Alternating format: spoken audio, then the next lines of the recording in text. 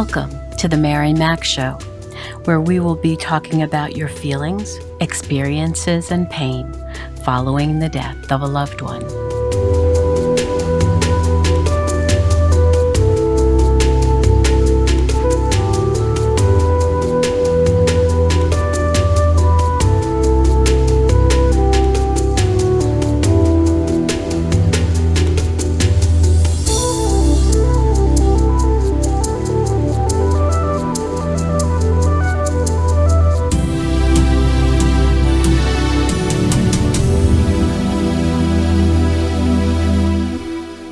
Good morning, good afternoon, good evening. Wherever you find yourself in this entire world, I welcome you. How are you doing, my friend, my warrior? I certainly hope you are well. In this week's episode, I'd like to talk to you about our veterans. Veterans are those people who have served in our country's military. They have taken on the responsibility of keeping our people safe. They fight for our freedoms. Many soldiers have given their lives so that we can remain free. In the United States, we celebrate Veterans Day this week to honor those men and women who have served, who fought in wars, some in foreign lands, to keep our nation free, but also to keep other countries free during wars such as World War I and II, the Korean War, the Vietnam War, and most recently in Iraq and Afghanistan. Your country knows how special your veterans are to you. You know individuals in your community who make a difference by joining the military for the sake of your freedom. Each year in the United States on November 11th, we celebrate and thank those who are veterans. Your special day to honor your veterans in your country may be many months away, but I'd like to take this time to acknowledge all the sacrifices and the love and care that they share with the citizens of their countries by giving up so much to protect us and sometimes even protect the citizens of other countries who are having a horrific time protecting themselves. Veterans give up a lot to serve their country. Sometimes they lose their buddies in combat. Sometimes they come home with injuries that might be temporary. Sometimes they come home with permanent injuries, including loss of limbs, permanent paralysis, even brain injuries. They rely on their families to take care of them and see them through these injuries to a more stable point. Their families travel with them to doctor visits and hospitals. They rearrange their family home, sometimes at a substantial cost.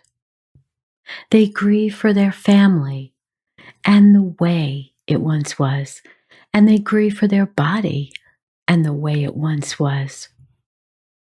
They miss the ability to be free, to travel and partake in many activities with family and friends, such as hiking and sports, fishing, camping, fun times with others that may have to be temporarily placed on hold, maybe permanently now because of injury.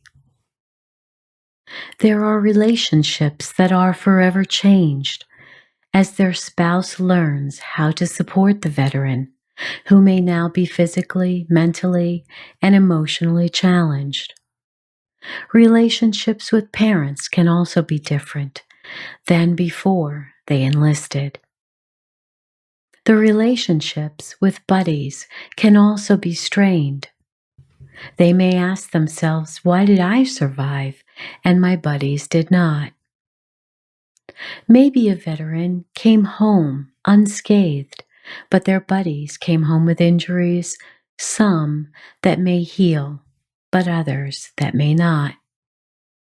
And I would be remiss if I had not acknowledged the many, many that are all around the world dealing with trauma and post-traumatic stress disorder. For many years after combat, the inability to sleep well, feel calm, feel at peace, may be an elusive thing. Nightmares of what they witnessed, who they needed to kill to survive and protect their own, reliving all the horrors of seeing their buddies killed or maimed before their eyes. For those of us who are not veterans, but had or have veterans in our family, we can't even imagine the fear of living through such emotional and mental stress and pain for years while on active duty. My uncle was based in the Pacific Islands during World War II, when America was fighting the Japanese at the time. My mother, who was his younger sister, recalls receiving letters that came home with many words lined out in black, so if the enemy had received that mail, they would not know his whereabouts. And when he came home, he wouldn't talk about his experiences. He was an exceptional man who I loved deeply, but it was clear that he did not want to share that time with anyone in our family. There is no doubt that it takes an extraordinarily exceptional man or woman to do what is necessary in battle to keep our nation free. And when they arrive home, they need our love and support in so many ways. Sometimes our veterans will question themselves as to what more they could have done to help their buddies. They question why they are here and their buddies are not. They have survivor guilt. What if I had done this? What if I had done that? And until the revelation sinks in that nothing could have been done differently, will they be able to settle this in their soul. They took the best actions they could at the time, and no amount of remorse will change anything. While on active duty for so many years, they didn't have the time to pause and grieve all those deaths of others. So when they finally get to process all that has happened over so long, it hits them, and it hits them hard. They are now confronted with their grief, and sometimes so much all at once leads many to the possibility of suicide, either attempted or completed. Here in the United States of America, we are experiencing the suicide deaths of 27 veterans each day. These are horrific numbers. And while I'm not a doctor, I have studied homeopathy for many years, and I believe a homeopathic remedy called Aurum Metallicum, which is actually made from gold, can help when one wants to take their life, and I believe it would be an exceptional assistance to veterans worldwide. The majority of the world uses homeopathy to treat patients. And in the United States, we once had homeopathic hospitals which were highly effective. But allopathic or pharmaceuticals have crept into our culture, and while some do help illnesses, most mask the symptoms instead of getting down to the root cause, as homeopathy does. So since Aurum can be highly effective, I believe it should be considered in every veterans hospital and clinic for the benefit of our veterans in the United States and all around the world. If Aurum can help, there is no reason to suffer needlessly. So to my veterans around the world, please look for a classically trained homeopathic doctor who can help you. They would have the initials CCH after their name.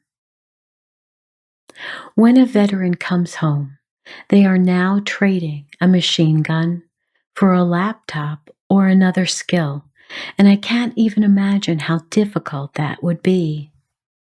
It moves veterans from their initial lifestyle to a completely other lifestyle and then back again. And when they come home, they can be completely changed, and that is the struggle, because they will never be the person they were before they went into battle. And how could they be?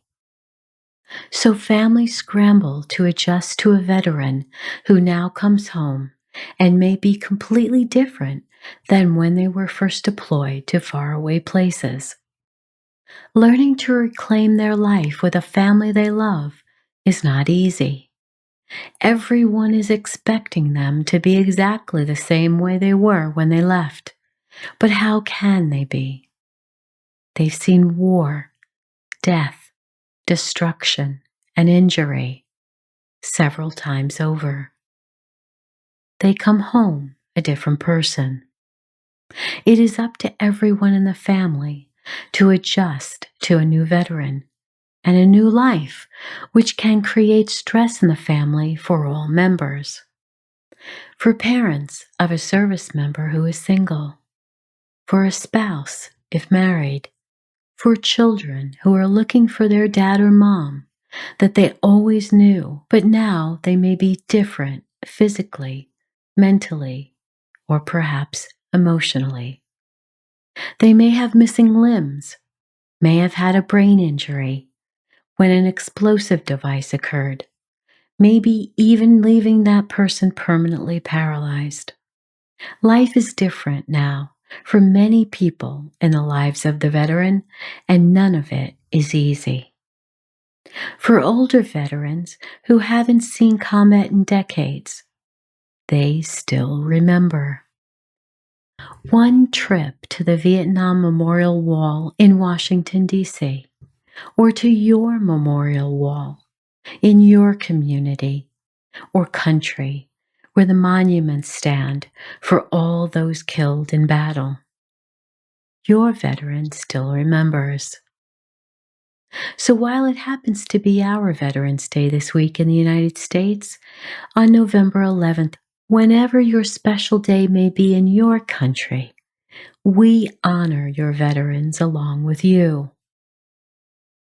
And to all the men and women around the world who died for our freedoms, and especially those whom we honor today, who survived those battles, who survived death, destruction, enormous mental, physical, and even emotional pain and stress.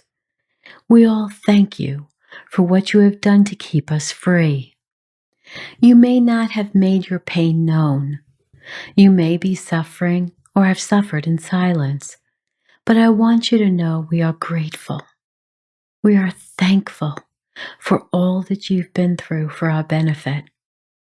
So please do seek help if you are still struggling. Seek and visit a homeopathic doctor if you feel suicidal and believe nothing is working. You are an amazing person.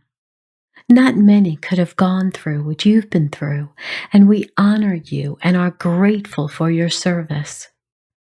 Please take good care of yourself. You are the best of the best. I will leave some links in the show notes where you can find help. Please don't be ashamed to use the services of call centers that are anonymous and can help when you need to speak to someone in confidence. And for those who love our veterans, you too can gain strength from reaching out to those confidential helplines when you are feeling stressed and need help. May you be richly blessed. So now it's time to get up and dance, dance, dance. Wiggle and move your body even if it is in a sitting position.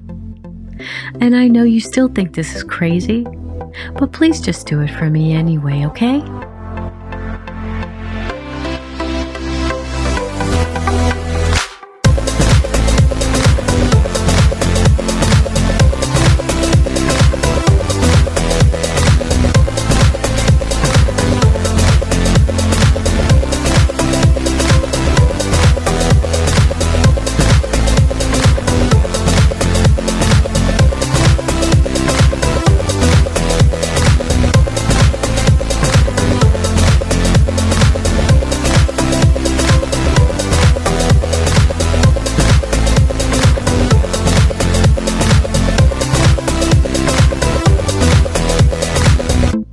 Thank you for listening in today. Remember to write 5 things in your journal each night that you are grateful for. Please subscribe to my podcast wherever you listen to me and share with those who may benefit from it. And if you would kindly support my podcast, you'll find info on my site, marymac.info, to do just that. And as always, remember to be happy because you deserve to. I'll speak with you again soon.